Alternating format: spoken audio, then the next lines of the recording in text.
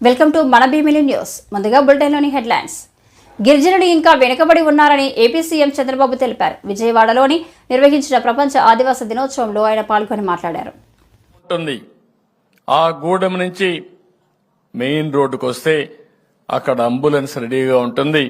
ఇది తేవాలంటే స్కూటర్ని ఫీడర్ అంబులెన్స్లుగా చేసి మీరు అక్కడి నుంచి తీసుకొచ్చే సౌకర్యం పెడితే ఈ మధ్య కాలంలో డోలీల్లో మోసుకొస్తున్నారు.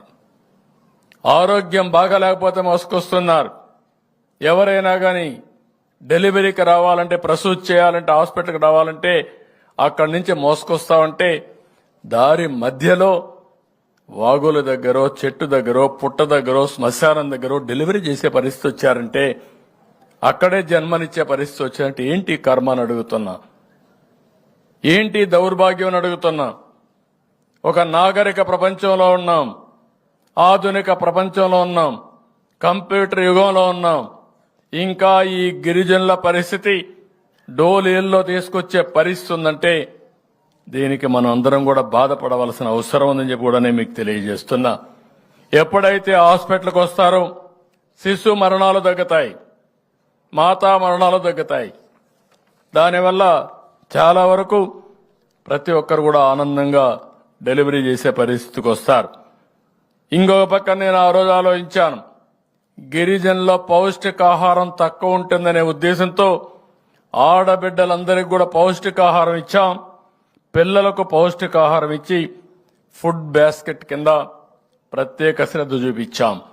కడాన గిరిజన ఏరియాలో మస్కిటోస్ ఎక్కువ ఉంటాయనే ఉద్దేశంతో మస్కిటో నట్లు కూడా ఇప్పించాం.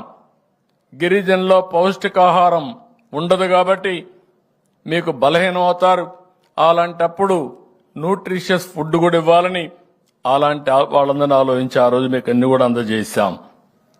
ఇవే కాకుండా ట్రైకార్ ద్వారా మీరు చూస్తే స్కిల్ డెవలప్మెంట్ కోసరం, ఉపాధి కోసరం, భూమి కొనుగోలు కోసరం 685 కోట్ల రూపాయలు ఖర్చు పెట్టాం. ఇది కాకుండా గిరిజన ప్రాంతంలో మొబైల్ టవర్స్ పెట్టాలని, మీకు కూడా ఆధునికమైన వసతులు రావాలని, సెల్ ఫోన్లు అంటే కొంతమందికే కాదు. ఇప్పుడు నేను పక్కన సెల్ ఫోన్ పెట్టుకున్నాను, టైం చూసుకుంటున్నాను, వార్తలు చూసుకోగలుగుతున్నాను. ఇలాంటి వసతి గ్రామీణ ప్రాంతాల్లో, మారుమూల ప్రాంతాల్లో ఉండే ఆదివాసులు కూడా రావాలని తెలుగుదేశం పార్టీ సంకల్పం.